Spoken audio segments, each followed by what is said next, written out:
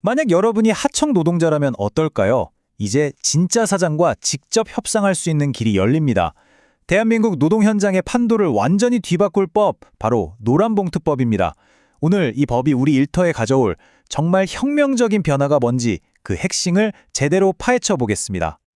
자, 여러분께 한번 질문을 던져볼게요. 여러분의 진짜 사장은 대체 누구인가요?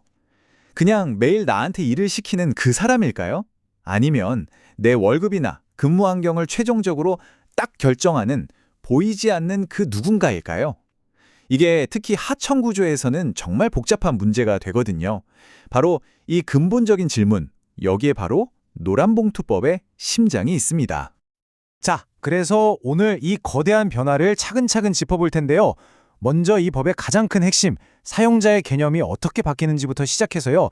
새로운 교습 규칙은 뭔지, 또 이걸 두고 경영계와 노동계는 왜 이렇게 팽팽하게 맞서는지, 그리고 이게 2026년 우리 경제랑 우리 일터에 어떤 영향을 줄지 그 미래까지 한번 그려보겠습니다.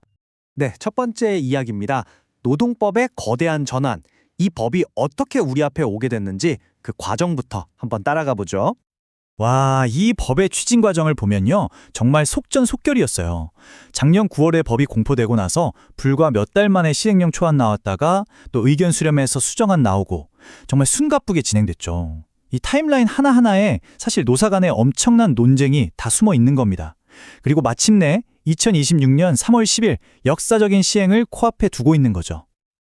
자, 이제부터가 진짜입니다. 이 법의 가장 뜨거운 감자, 가장 핵심적인 내용으로 들어가 볼게요.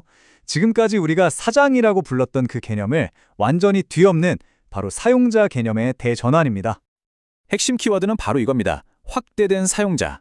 이게 무슨 말이냐면요. 한번 생각해 보세요.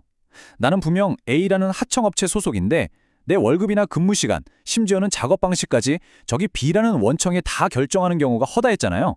지금까지는 울며 겨자 먹기로 힘없는 A 회사랑만 접상해야 했는데 이제는 법이 바뀐 겁니다. 실질적이고 구체적인 지배력을 행사하는 그 B 원청을 직접 교섭 테이블로 불러낼 수 있는 법적인 권리가 생긴 거죠. 엄청난 변화입니다. 아니 그러면 실제 교섭은 어떻게 하라는 걸까요? 원청도 있고 하청도 있고 정규직 비정규직 막 얽히고 설켜서 복잡하잖아요. 그래서 정부가 혼란을 막기 위해서 일종의 교통정리를 한 겁니다. 이원적 체계, 그러니까 말하자면 두 갈래 길을 딱 만들어 놓은 거죠.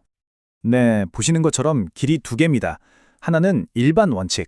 이건 기존의 원청 내부 직원들에게 적용되던 방식이고요. 다른 하나는 이번에 새로 생긴 특별 원칙. 이게 바로 하청 노동자들이 원청과 교섭할 때 적용되는 새로운 길입니다. 목적이 좀 달라요. 일반 원칙은 안정적인 협상을 유지하는 게 목표라면 특별 원칙은 하청 노조의 실질적인 교섭권을 어떻게든 보장해주겠다는 데 초점이 맞춰져 있습니다.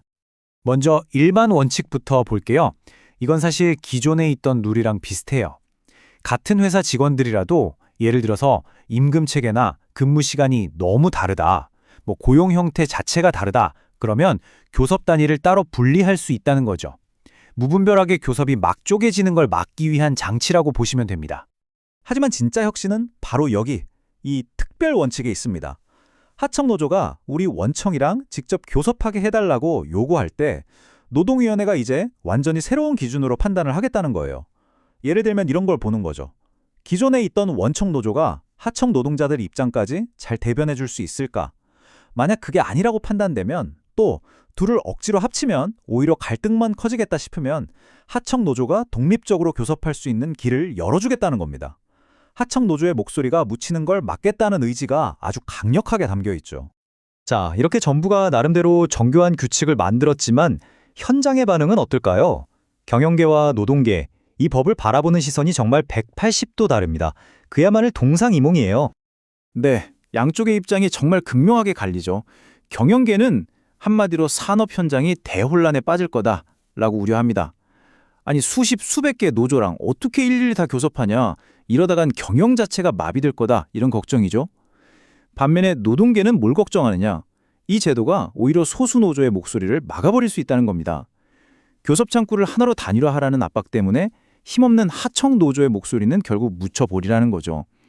그리고 교섭권을 무슨 허가받듯이 노동위원회에 신청해야 한다는 것 자체를 받아들일 수 없다는 입장입니다. 경총, 그러니까 한국경영자총협회의 입장을 한번 직접 들어보시죠. 안정적인 교섭 구조가 붕괴되고 비용이 기하급수적으로 증가할 수 있다. 딱 이 한 문장에 경영계의 모든 두려움이 담겨 있습니다. 예측이 불가능해지고 효율성은 떨어지고 그야말로 혼란 그 자체를 경고하는 거죠. 자, 이번엔 민주노총, 노동계의 목소리입니다. 헌법이 보장한 권리를 정부의 허가사항으로 만들어 사실상 무력화시키는 것이다. 이건 원칙의 문제라는 거예요. 아니, 교섭권은 헌법이 보장한 기본권인데 왜 이걸 받으려면 정부기관인 노동위원회의 허락을 받아야 하냐. 이건 권리의 본질 자체를 훼손하는 거다. 이렇게 아주 강하게 비판하고 있습니다. 자, 이제 시야를 조금 더 넓혀볼까요? 이 노란봉투법이라는 게요. 그냥 혼자 뚝 떨어진 법이 아닙니다. 2026년 대한민국의 경제 상황이라는 더 큰 그림 안에서 봐야 해요. 다른 정책들과 만나면서 이게 훨씬 더 큰 파급력을 가질 수 있거든요. 보시는 것처럼 2026년에는요, 최저임금도 오르고요, 실업급여 상한액, 하한액도 다 오릅니다. 특히 상한액은 6년 만에 오르는 거예요. 자, 이런 변화들이 뭘 의미할까요? 사회 전체적으로 노동자 처우를 개선해야 한다는 분위기가 더 강해진다는 거죠. 바로 이런 분위기 속에서 노란봉투법이 시행되는 겁니다. 하청 노동자들에게는 정말 강력한 무기가 될 수 있는 환경이 만들어지는 거죠. 특히 이 숫자 13,220원. 2020년 대한민국의 새로운 최저시급입니다. 이게 그냥 숫자가 아니에요. 최저임금이 오르면 당연히 하청 노동자들도 임금 인상을 요구하겠죠? 그런데 이제 그 요구를 누구한테 한다고요? 힘없는 하청업체가 아니라 진짜 힘을 가진 원청을 상대로 직접 할 수 있는 시대가 열린 겁니다.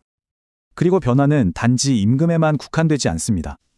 육아휴직 대체 인력을 계속 고용하면 보조금을 준다거나 하는 이런 가족 친화 정책들도 확대되거든요. 이건 기업의 사회적 책임을 더 강조하는 사회적 신호탄 같은 거예요. 이런 분위기가 결국 원청이 하청 노동자의 근로조건에 대해서도 더 큰 책임을 져야 한다는 압박으로 자연스럽게 이어지겠죠. 자, 그럼 마지막으로 이 거대한 변화의 파도가 밀려오는데 기업들은 지금 이 순간 뭘 하고 있을까요? 3월 10일을 어떻게 준비하고 있는지 한번 들여다보겠습니다. 지금 기업들은 정말 발등에 불이 떨어진 심정일 겁니다. 현장에서는 크게 세 가지 움직임이 포착되는데요. 첫째, 서류 캐비넷에 있던 모든 하도급 계약서를 다 꺼내서 다시 샅샅이 훑어보고 있습니다. 어디서 사용자 리스크가 터질지 분석하는 거죠. 둘째, 머릿속으로 시뮬레이션을 돌리고 있어요. 만약에 교섭 단위가 막 10개, 20개로 쪼개지면 우리 회사는 어떻게 될까? 이런 최악의 시나리오까지 다 그려보는 겁니다. 그리고 마지막으로 실제 하청 노조가 교섭하자고 찾아왔을 때 우왕좌왕하지 않도록 아주 구체적인 대응 매뉴얼을 만들고 있습니다. 결국 우리는 이 질문 앞에 서게 됩니다. 과연 이 법은 노동의 진보를 이끌까요? 아니면 걷잡을 수 없는 산업 현장에 혼란을 가져올까요? 글쎄요, 아직 정답은 아무도 모릅니다.